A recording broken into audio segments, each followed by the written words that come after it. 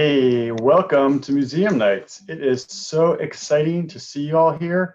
It is 7 o'clock for me, and it's probably 7 o'clock and 20 seconds for you because we are on delay on YouTube, almost live. I'm Eric Siegel, Director of Education at the Harn Museum of Art. This is our January Museum Nights. It is a monthly program. Got to turn down my audio there. There we go. It's a monthly program. We are meeting at 7 o'clock online. We will be returning to the museum in the future, date to be announced when it becomes clear. Museum Nights has in the past been a live in-person event, and you'll want to join us online until we go back to in-person. The in-person events have 300 to 900 people. They're a lot of fun. We will see when we're ready to do that. As you can guess, we're not quite there at the moment. We're on YouTube live and we're checking the chat. So my friends are helping me to monitor it. Please feel free to ask questions as we go along or share your thoughts and comments. We would love to hear your ideas for future Museum Nights content, your thoughts about the Harn, your thoughts about tonight, questions. This is a great chance to be interactive while we're live. The program will be archived or available to view anytime on YouTube, the Harn's YouTube channel. So tonight is Museum Nights Global Inspirations. We are inspired by the exhibition Global Perspectives, highlights from the contemporary collection at the Harn Museum, currently on view through September of this year, 2021, yay. Global Perspectives draws on all the collecting areas of the museum, and you'll get a good introduction from my colleague Dulce in just a moment. I'm going to give you an overview of what we're doing tonight. We're going to start with that a visit with Dulce and me in the galleries, and we'll get a sense of the exhibition and look at a few specific works of art together.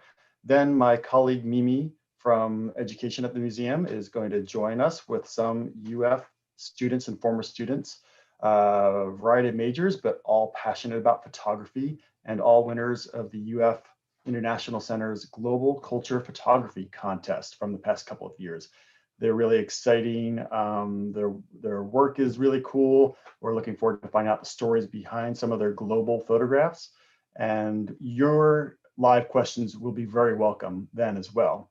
Finally, I'm going to be joined, I'll share a video interview with Anu Priyadarshini, a scientist, an artist, a wonderful person who has created in the museum, it's on view now, you can come and visit it, a Rangoli sand painting. You'll learn more about that and you'll get a chance to see it being made. We've got some great video. It's going to be very exciting to check that out. So a lot to go to. Let me just tell you a little bit about some of the things going on at the museum in person and online. You can go and visit the Terry Evans exhibition. Terry Evans is a photographer and we have an exhibition, Stories of the American Prairies. You can visit that in person and then you can join us online Sunday, February 7th at 3 p.m. to enjoy a live conversation between Terry Evans and a UF photography student, Marina Sachs. So they'll talk about photography, about Terry's work, which focuses on the Midwest, on ecology, and takes amazing views and takes you to amazing places. You'll really enjoy that. We've got our next hot time for those of you who are ages 2 to 5 or who know someone ages 2 to 5. That's online, February 5. All this information can be explored on the Harn website, harn.ufl.edu. And finally, I'll mention that you should check out our Harn at Home, which is for creatives and makers of all ages, whether you're a tot or a teen or a college student. There's a lot there, so we invite you to explore both digital content and activities inspired on our pages. Without further ado, I think it's time that we turn to introducing Dulce and a little bit of me talking about global perspectives. So let's see if I can bring up that video and share my screen. It'll probably take 2 tries. Here's try 1.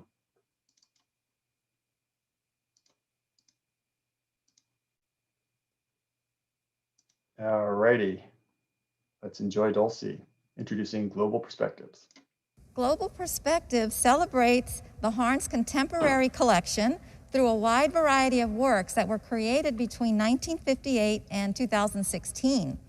The exhibition features more than 50 works, including paintings, prints, ceramics, photographs, mixed media, fashion, and video.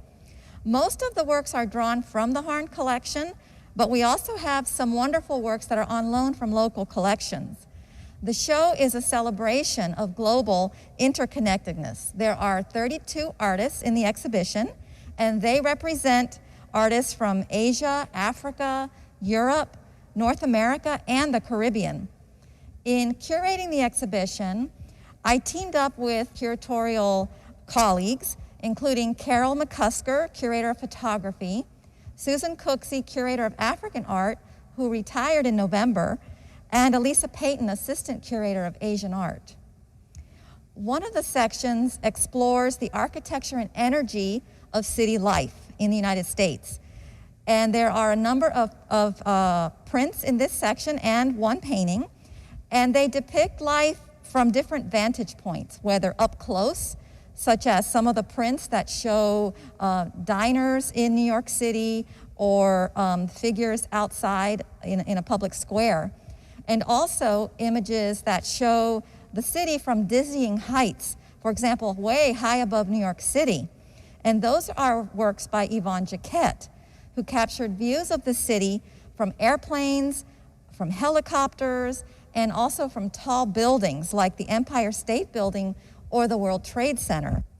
Another section addresses works by artists from Latin America. They include Puerto Rican artists such as Lorenzo Omar, Roberto Tirado, and Mirna Baez, as well as Mexican artists, José Clemente Orozco and Leopoldo Mendez.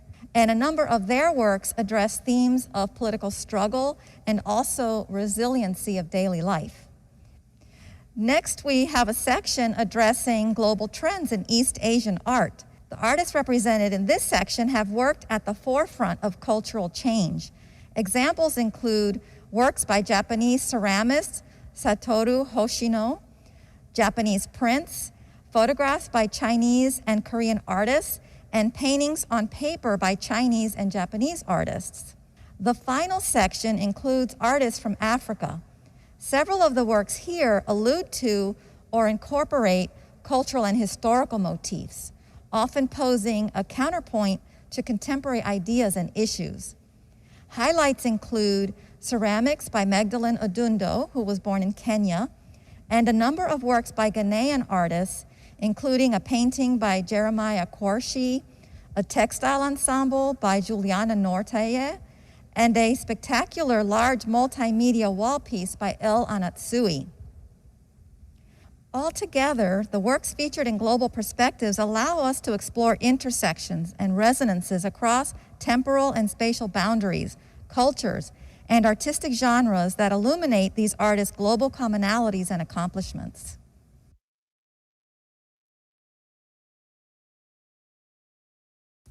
Right, so one of the works I wanted to take a look at with you, Dulce, is this, it's actually a drawing by Roberto Yillo Tirado, a Puerto Rican artist born in 1990, trained in Puerto Rico, works there, exhibits there, but also he exhibits internationally, a great deal in Latin America, as well as he's been in Miami and Los Angeles.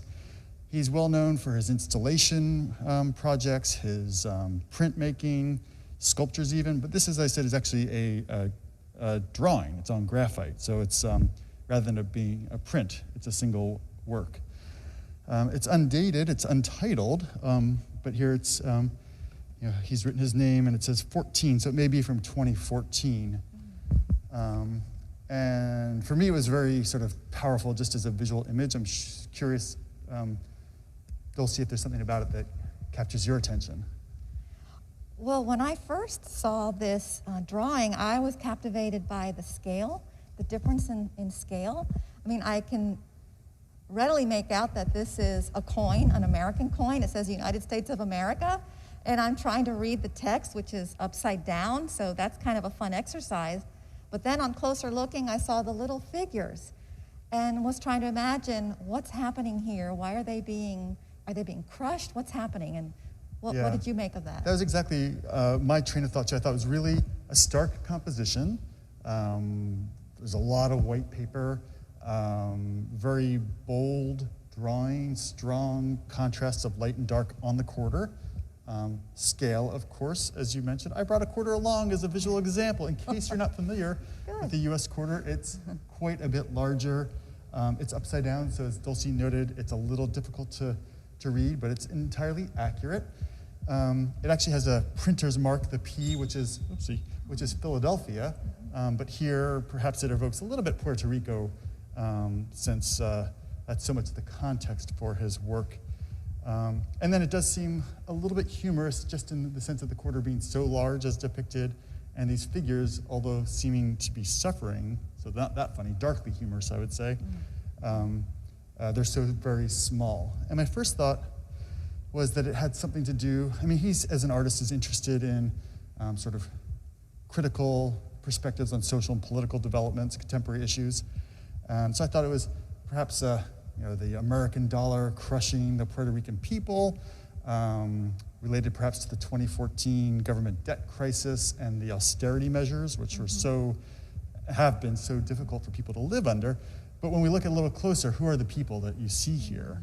We see that it's apparently 3 men, and they're not wearing jeans or t-shirts or casual wear or folk outfits or traditional wear of any kind.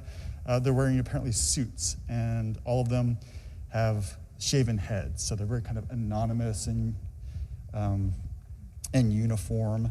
And so that sort of put a little twist, made me think a little further that these might be those very people who are complicit in the colonialism project of dominating Puerto Rico, right? The people who benefit as lawyers or politicians or capitalists in Puerto Rico by the relationship to the U.S. dollar, because they seem to be the ruling class, and yet they're crushed by that very dollar, or here quarter, that they work for and serve. So it's really an interesting critique, and I did pull out a quotation from Guillo, as he's often called, Tirado, where he said that his work consists of investigations into the various cultural forms in which post-colonialism builds hybrid systems of domination over Caribbean territories, especially Puerto Rico. So in this intriguing drawing, I think he's captured something of that indictment or a warning about colonial conditions of dependence. I invite you to come look at it. It's beautifully drawn and very powerful. Should we take another stop? Yeah. Okay. Well, Eric, I picked this work to talk about. This is one of my favorites in the exhibition. It's by Mirna Baez, and she's one of the most important Puerto Rican painters and printmakers, especially of the second half of the 20th century.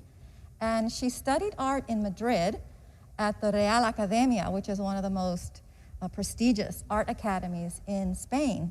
And then she went back to Puerto Rico and was really influential as an educator. And she actually was influential in a couple of organizations like the Institute of Puerto Rican Culture and also the Art Students League of San Juan.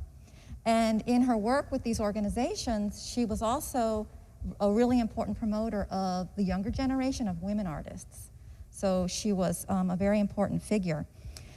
I was especially drawn to the title of this work and wondered if you had any thoughts on it. It's called La Coqueta de Doña Julia. So it's something about Lady Julia. I don't know what a coqueta is. It sounds like a coquette in English, but I don't want to make a mistake in translating based upon assumptions, so I'm going to have to defer to you on that. Okay, well, yes, a coquette is a flirtatious girl, and we also have a similar term in English, which would be a vanity. So this is the vanity or the dressing table of Doña Julia. I was struck by the name Doña Julia because it reminds me of visiting Puerto Rico as a child and how my mother always called my grandmother Doña Urania. So just like we do in the American South, where we refer to people who are either older or are elders with special prominence and say Miss or Mr., and we use their first name. In Puerto Rico, it's common to say Doña Julia, to give an older woman or an elder this special prestige. So here we are in an intimate space, an interior, and this is presumably the bedroom or the dressing room or maybe even the bathroom of a mature woman named Doña Julia. The next thing that struck me about this work was the objects that are displayed on Doña Julia's dressing table. So we have a vase with flowers, and we also have this beautiful image of the Virgin Mary and Jesus. And this is actually referencing a famous Byzantine icon from the 12th to the 15th centuries that's been in a church in Rome since about 1499. And it shows Our Lady of Perpetual Help. And so this is a popular devotion of the Virgin Mary, and Catholics pray to her for guidance and for help. So it's an interesting choice of image that maybe is giving special protection to the woman whose room we are looking at. It's quite compelling, and the more time you spend with it, the more you see that the space, which seems very simple at first, feels to be complicated, and it becomes harder to make things out. The relationships of objects. This is a mirror or a window or a distant view through a doorway.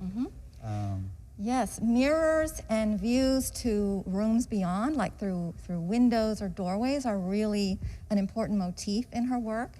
And in this case, the mirror then is reflecting the rest of the room. So the part of the room that we can't see, but we have a view into it here. So it expands what we see in the room. Another, I don't know if it's a sink or another dresser or table, but there is also a view out the window. And Mirna Baez was really interested in bright color and also in referencing light, climate, times of day. And here we can see the view outdoors, and we have a cloudy day.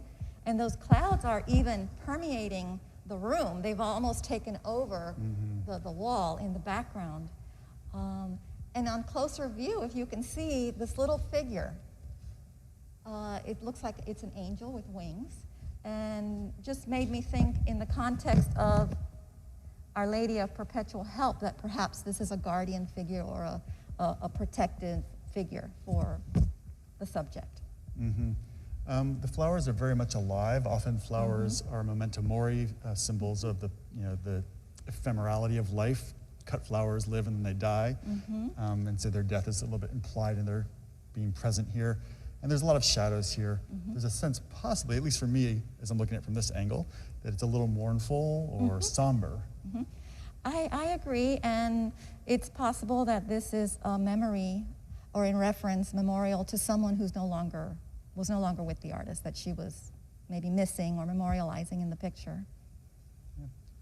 Thank you so much for taking us into this picture. I would invite viewers to come see it in person, because in addition to what you're seeing now, perhaps you can't make out the interesting textures as a result of the print process in part, but also her handling of the ink on the paper. It's really has a lot of subtlety and rewards close looking. I agree. Good point. Thanks, Dulce. Thank you. So Dulce, I know that you, like myself, and I think everyone at the museum, is a big fan of Kehinde Wiley. The Dogon couple, which hangs across from this painting, is a large and beautiful painting by Wiley that's on view at the museum as part of Global Perspectives, and we invite people to come visit it. For this stop, I thought we'd take a look at this painting from 2018, Margaret, Countess of Blessington. Of course, that title's very specific and seems a jarring misfit for the image. Kehinde Wiley is a Los Angeles-born artist. In 1977 he was born, and he's widely recognized for his intensely realistic figural portraits of people placed against these gorgeous floral backgrounds, and very often drawing on the Western European tradition of portraiture of monarchs, aristocrats, and well-to-do, typically white people. And he's well known for his portraits of young Black men, often in the roles of these traditional portrait paintings.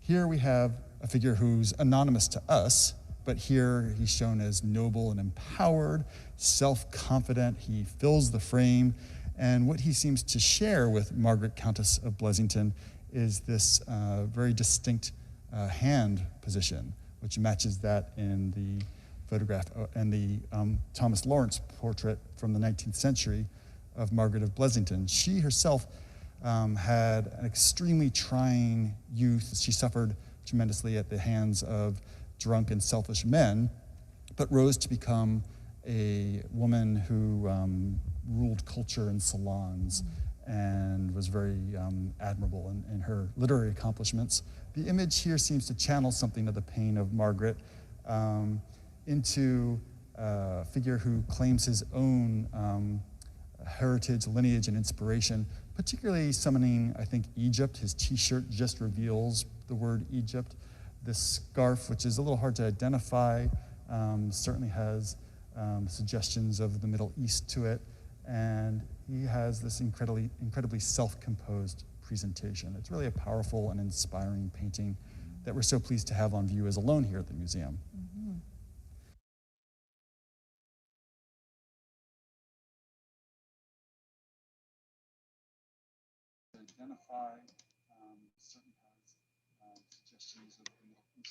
Hello, welcome back from the tour. That was a great experience for me to look at art with Dulce in the Contemporary Gallery, Global Perspectives. I mentioned earlier, it's on view until September 5. There's still more art to look at. There's artists to talk to. And right now I'm going to invite my colleague, Mimi Stocker, to join us. Got to go find her.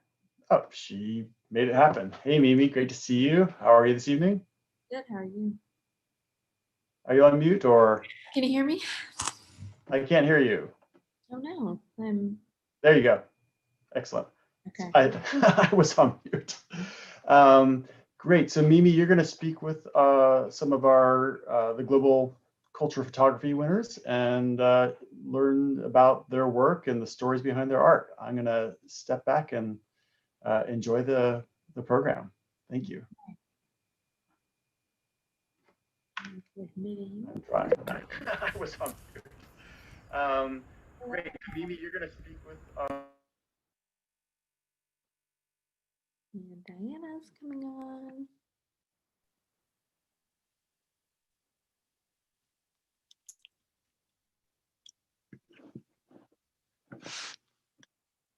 Hi Diana, are you there? Yeah, can you hear me and can you see me? I can hear you and now I can see you. And Yewande, hi. Thank you so much to both of you for taking some time to come join us for museum nights. I'm going to share my screen. So you are both first place winners of the Global Photography Contest. Is that correct? Yes. Yes. Diana, you're a two-time winner, is that correct? Yeah. Awesome.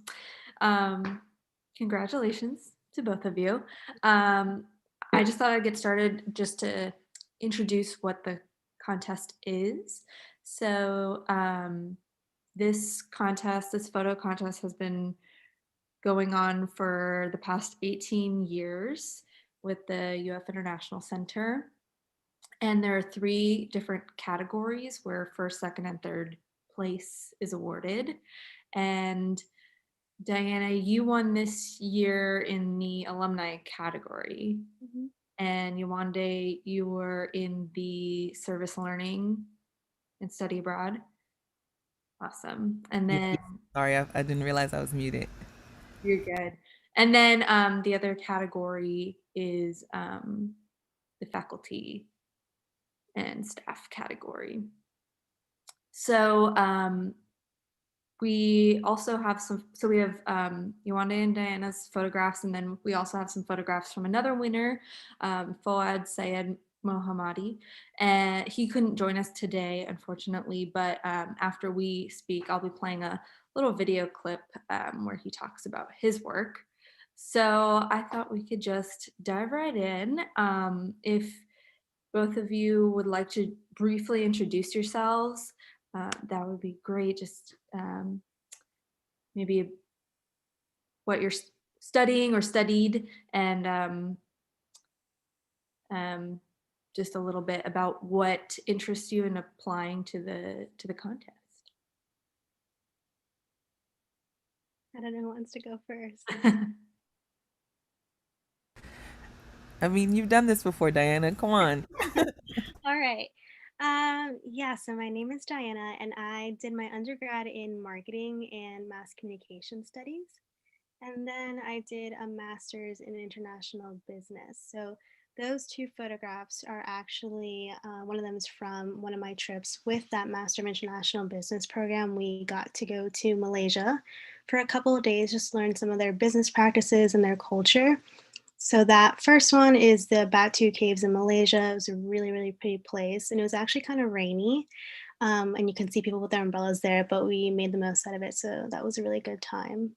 Oh, but yeah, as far as my background, that's mainly it about myself. And I'm currently working full time from home. Me too. Thank you, Diana. Yuande? I'm a fourth year doctoral student out of the College of Journalism and Communication. And my research interests revolve around health, culture, and identity, and using those things to develop communication related interventions to reduce disparities. So that's kind of my Um, boilerplate. Thanks. Um, can you tell us a little bit about your photograph? We're looking at it right now. Maybe I can stop. I'll pause on the slide so we can take a closer look.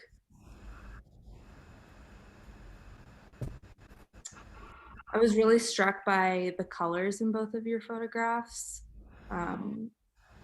Just so happened that like both have like these really vibrant kind of pinks that are just like so eye-catching, really draw you in. Yeah, it was certainly a moment. I guess when I was experiencing it, it seemed pretty ordinary. But then when I thought about it later, it was very kind of multi-layered in the situation. I met this woman, her name is Kumba, and she was carrying her son Bashir. We were both taking a ferry on the way to Gore Island. I was visiting Senegal, so I was in Dakar at the time. And on the ferry, there was just all this spirited conversation on board. You know, some people speaking in French, some people speaking in Wolof. I mean, it was absolutely beautiful, scenic day. You know, we're navigating these waves, like very gently on our way from Dakar to Gore. And I just noticed her. I noticed Kumba just laughing and gisting with some of the tour guides that were taking people over. And I couldn't help myself. I was like, you know, the baby looked so cute. It was just one of those almost delicious moments that I wanted to archive for myself personally. And so I'm like trying to very surreptitiously and quickly snap this photo so I don't like embarrass myself. And as soon as I took it, I'm like, I froze, and then she looks up and she's like, "Would you like me to smile?" And it was like this very cheeky moment where we kind of just laughed about it and we introduced ourselves.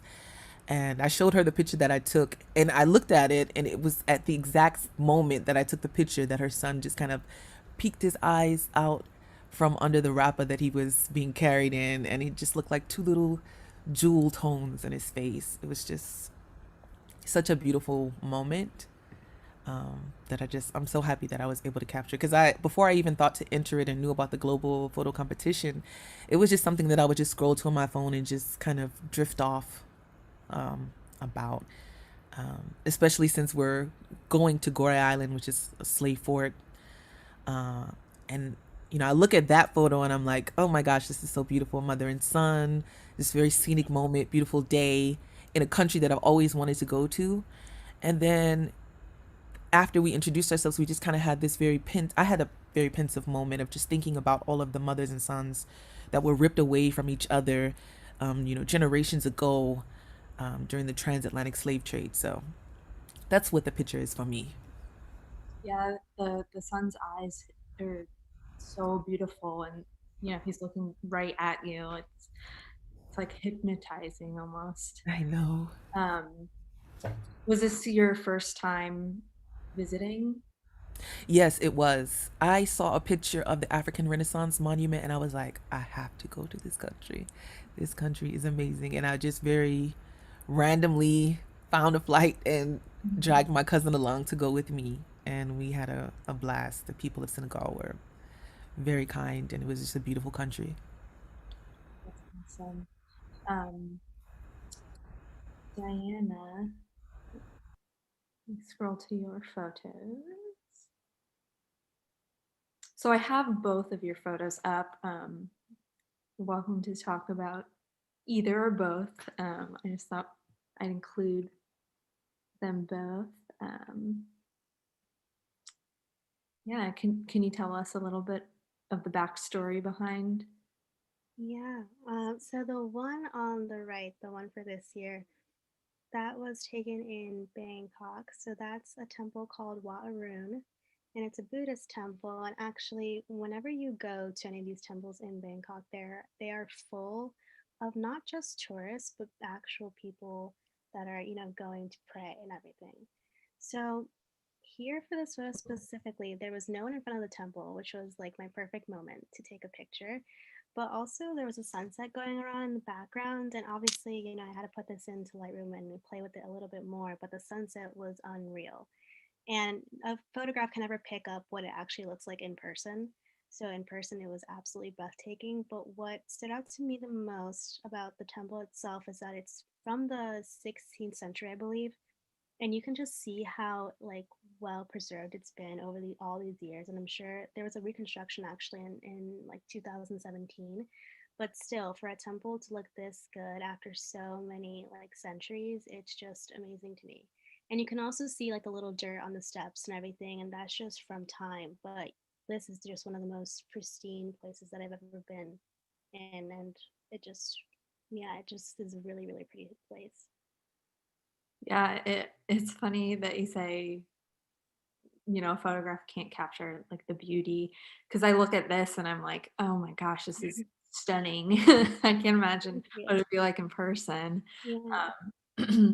So could you both tell me a little bit about your interest in photography? I'm wondering, have you been photographing for a while? Is it something that is more of a hobby? Is it something you've been practicing? What kind of style of photography interests you? Yeah, I started to really pick up on photography in middle school actually. And it was because my mom is a photographer, so she is incredible. And my favorite types of photography, and I've gotten this from her, are nature or like landscape photography, which I think is pretty evident in both of those photos. But I also really like macro photography. So I like taking pictures of flowers and really getting those like close ups of, I guess, nature's gifts to us. But yeah, I've been practicing for a while, and I have like a lifelong dream of working for National Geographic one day. But we'll see if it'll happen or not. That's awesome. My parents are photographers too. Oh, wow. Oh, They're photojournalists. oh, that's awesome. Well, coming on the other side of the spectrum. I'm one that's always appreciated photography, but I've never had like I've taken a class, not a lot of super formal training, just more so an appreciator of beautiful things and beautiful aesthetics. And I'm very much so like shot with an iPhone, type person. And so that was one of those moments that was very much so supported by, just a high end phone or just a good camera. And I'm all about like a point shoot. And I may not recognize all of the fundamentals of photography, depth of field and all these very high thinking or high art ways of looking at photography, but I definitely am one that can recognize a moment. And so, with the little fundamental knowledge that I do have, I'm always trying to see if I can kind of freeze a moment with whatever um, space I'm in. If in terms of photography, I'm totally a novice, but I definitely appreciate the art form. Was your photograph taken with an iPhone or phone? Yes, Wow, it's amazing. thank you. Yeah, I Yeah, mean, and you, unreal. yeah, you definitely have the eye, and that is a huge, huge part of it. Um, wow, I would have never guessed you took that on a phone. Um, so you both obviously have traveled extensively. Have you traveled?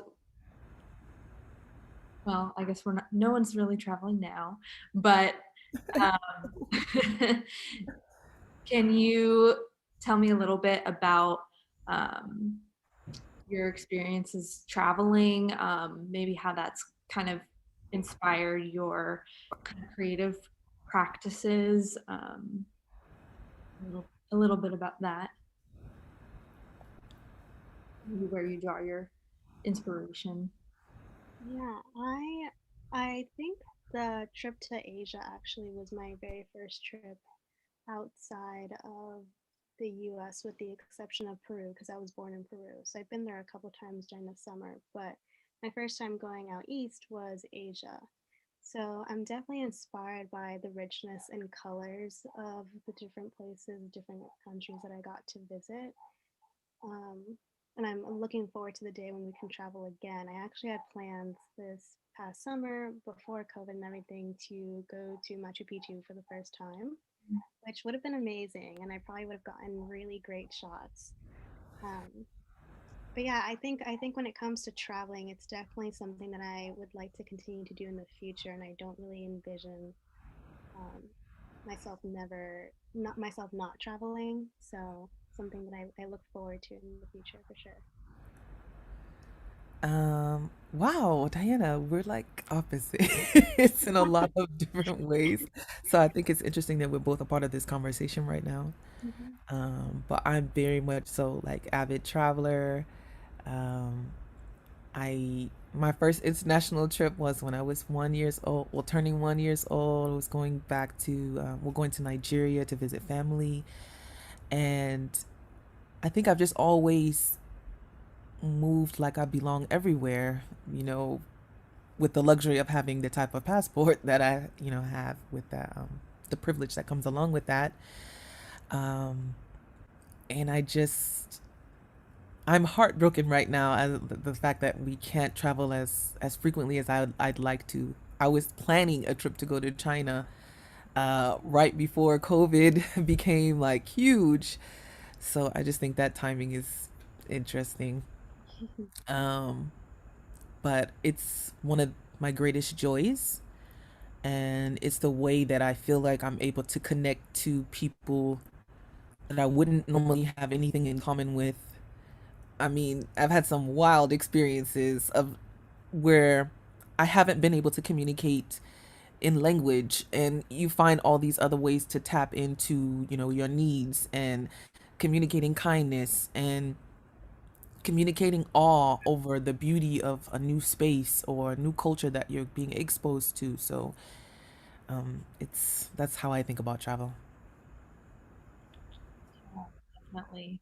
Um, have you, either of you, been taking any photographs at home or wherever you're located now, since unfortunately we can't travel?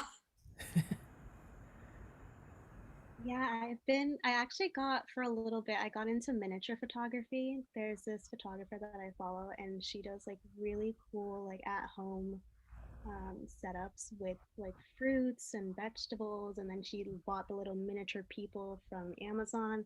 So it's kind of fun. And honestly, for a while there, I kind of had a creativity block especially during COVID. I really like didn't know what to do, and I hadn't picked up my camera in a while.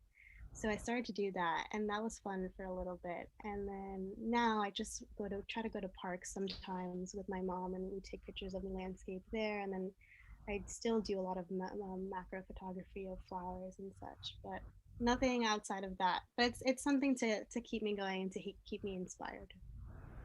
Yeah, I definitely experienced the creativity blockage, um, Mm, but I've felt it coming back recently. yeah. You gotta get Um, back into something. well, I don't do much photography these days. I'm more of the Instagram scroller, just admiring what's already been taken or what's out there. I did find a Facebook page that I thought was really interesting where people just kind of take pictures of what's going on outside their window as we're all quarantined from all over the world. And so it's interesting to see the view, the global view that we all have, or that specific views that people have. Um, you said something, Diana, that made me, I guess, maybe visually, I'm not able to take pictures of things that I'd like to take pictures of or have, something to remember or archive those experiences for myself. But I do think that there's been just more time to have review of things that have been taken that I may not have normally noticed if I weren't in quarantine, and tap into other ways of connecting with people virtually that would never have been on my radar before. So,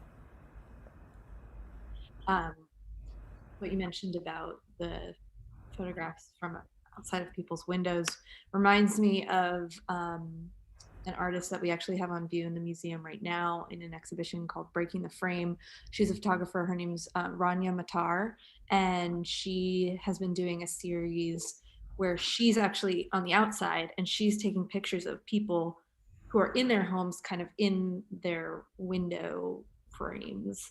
Um, and they are stunning. And you can see uh, kind of the change in seasons from the window reflections. There's like people alone, there's people with their families. They're really beautiful. So if you get to the Harn anytime soon, you can check them out.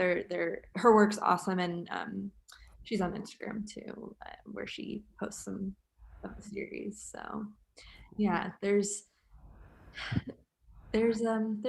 always inspiration in the little things too. Well, this has been really great chatting with both of you. Congratulations again. You have really beautiful photographs. They are on view in the Grinter Gallery. Is that correct? yes. Yeah. Yes. Mhm. So they're on view through I think the end of the month, if I'm Yeah. not mistaken. so I'll have to go visit the Grinter Gallery and Mhm. check it out for myself. So thank you again so much. It's been a pleasure to chat and to view your work. I'm gonna play a little video of Fuad's work. So definitely stick around to check that out. We've been looking at his photographs too in this little slideshow. So thank you again. It's been such a pleasure to talk with you both. Thank you very much. So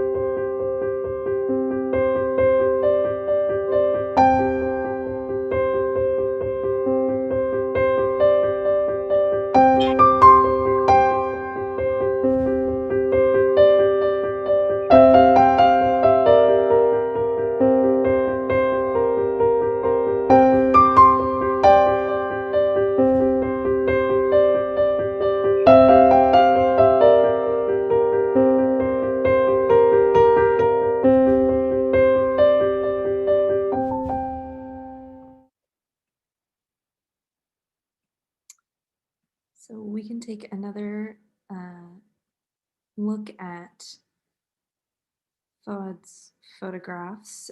He's written a statement.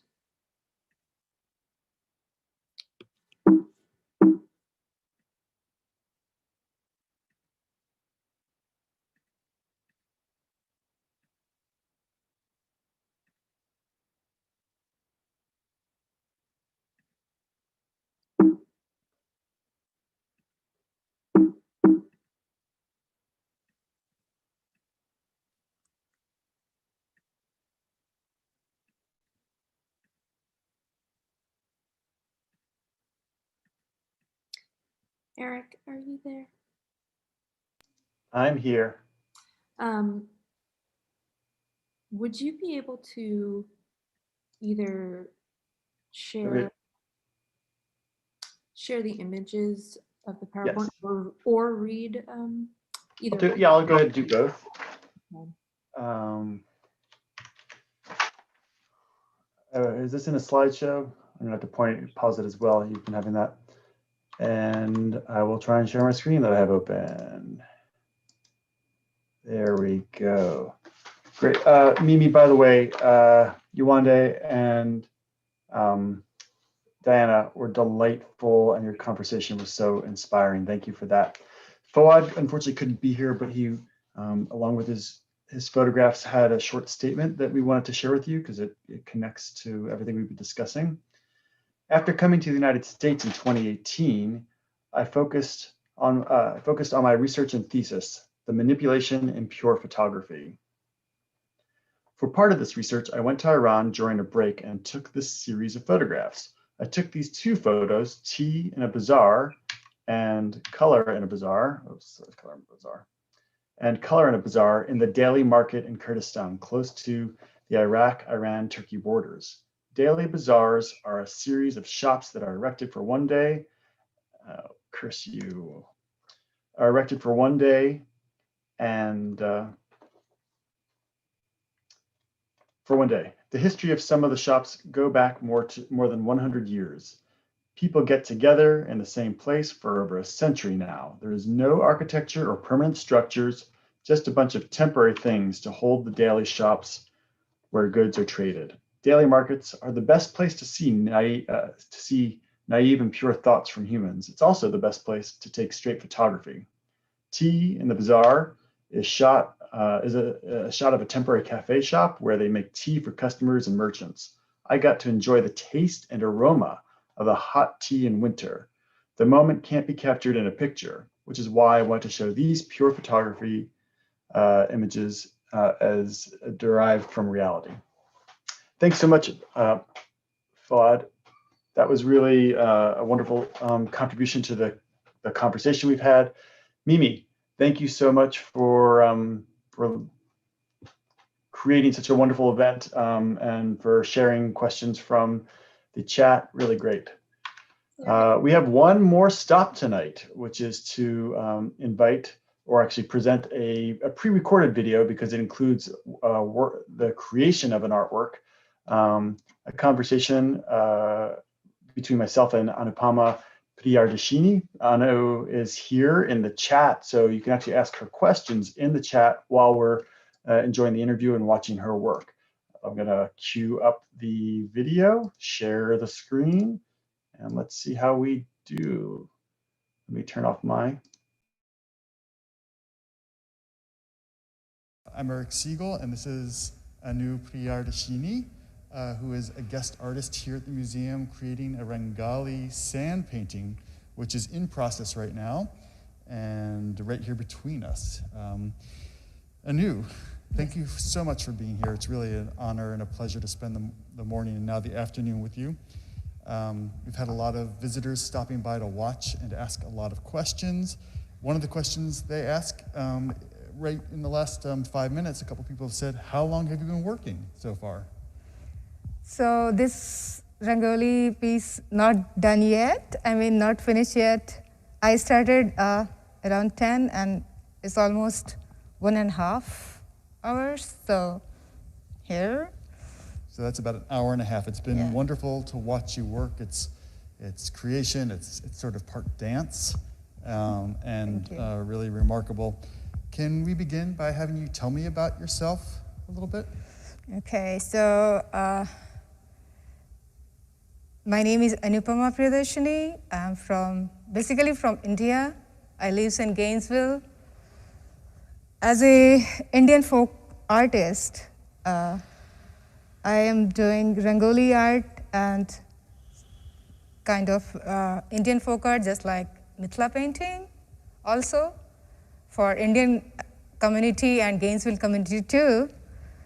Just now, and I've seen you elsewhere refer to yourself as a folk artist. Yeah. You're also a scientist, you're an advocate for environmental issues, and you're a fine artist. You do folk art traditions, but you also practice, I think, painting on canvas. And tell us a little bit about how you... Yeah, I am entomologist too. I'm working as a curator assistant at the Florida Museum of Natural History. As an artist, I'm also working Arts and Medicine program for UF Health Science. And now I'm here for Harn Museum. Thank you, Eric, and thank you, Mimi. Such a pleasure. And thank you, Harn. Yes, Mimi Stalker is my colleague that we've been working with Anu together. And you mentioned, of course, that this is a Rangoli sand painting. Can you tell us a little bit about what Rangoli is? Thank you.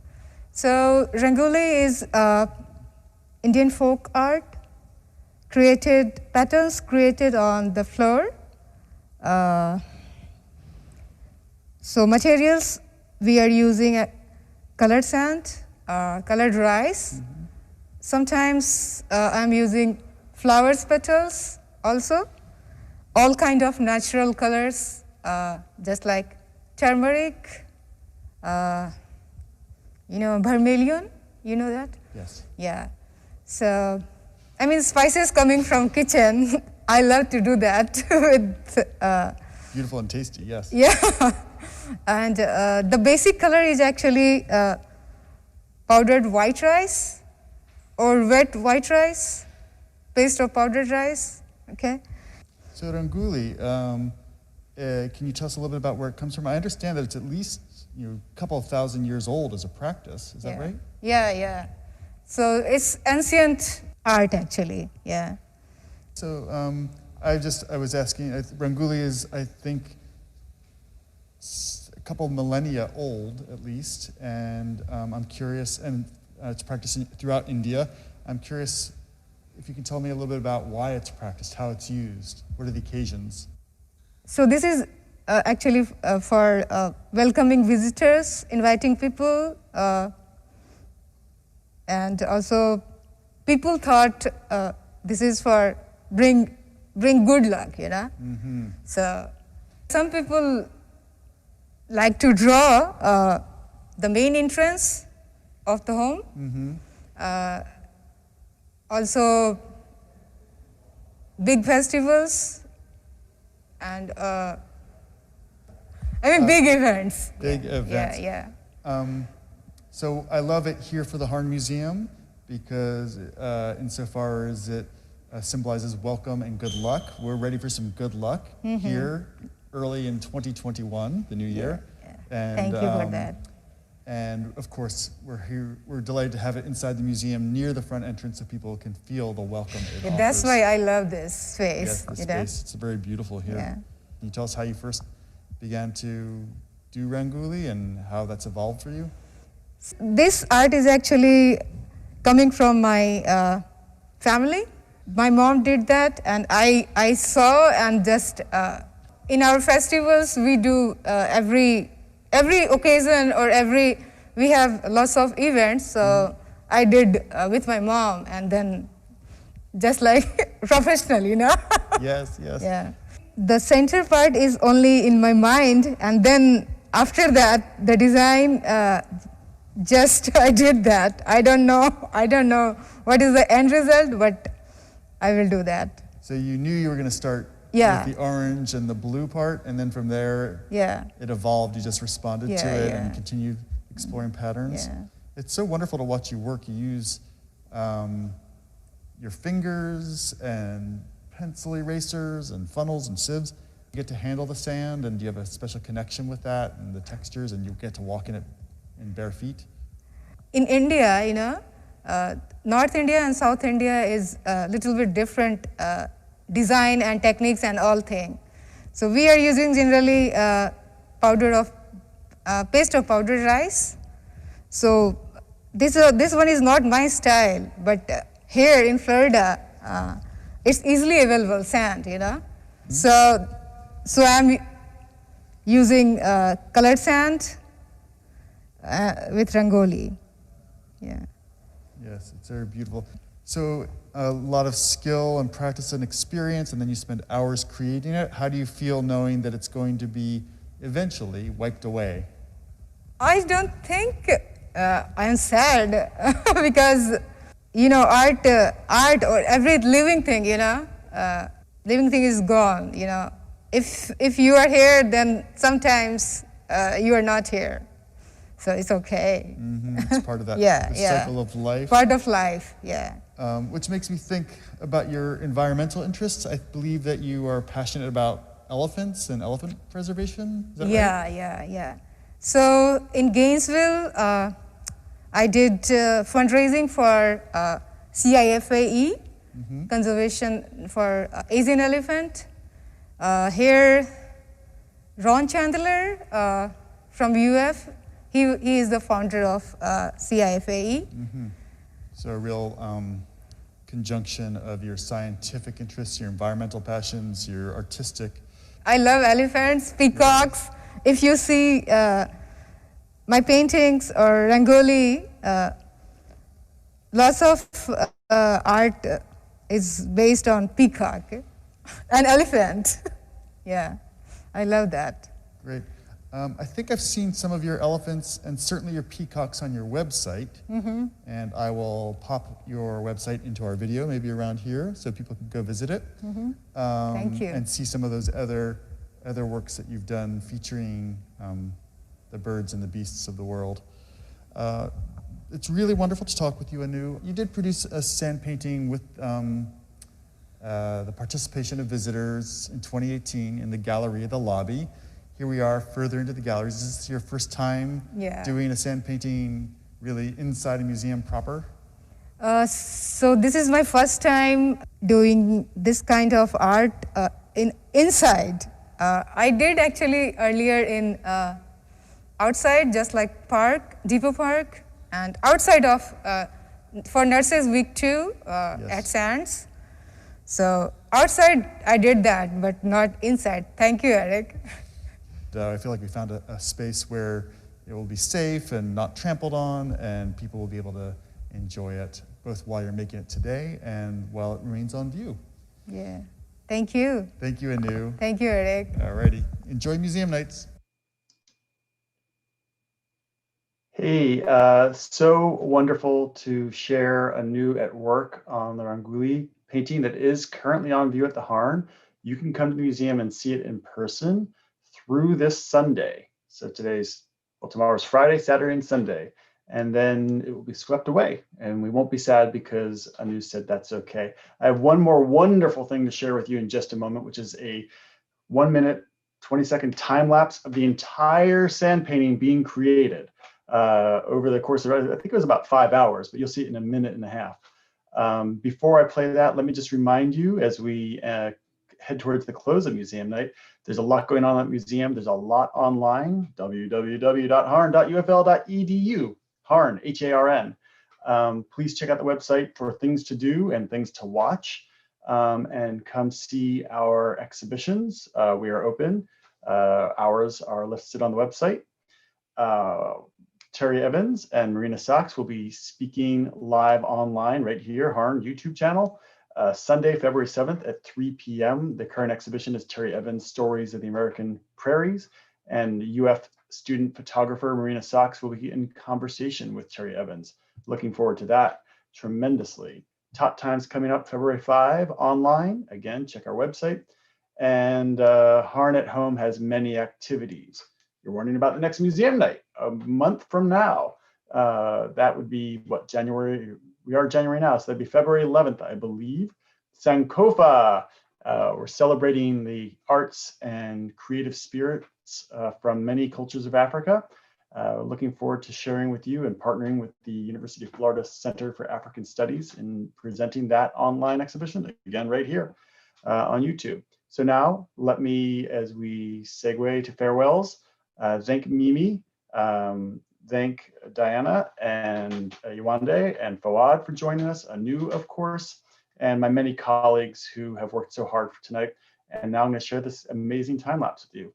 Let me again line that up. See if I can get this going before, and I will share screen.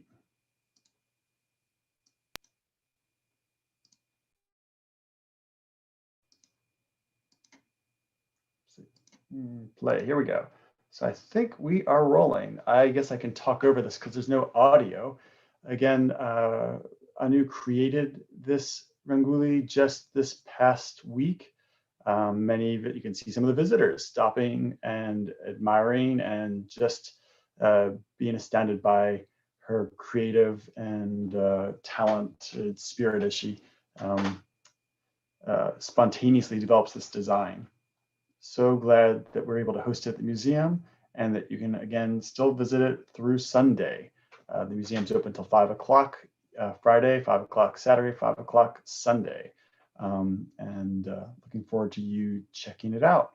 A lot of other exhibitions in the 5 collecting areas of the museum are on view, so there's always a lot to see.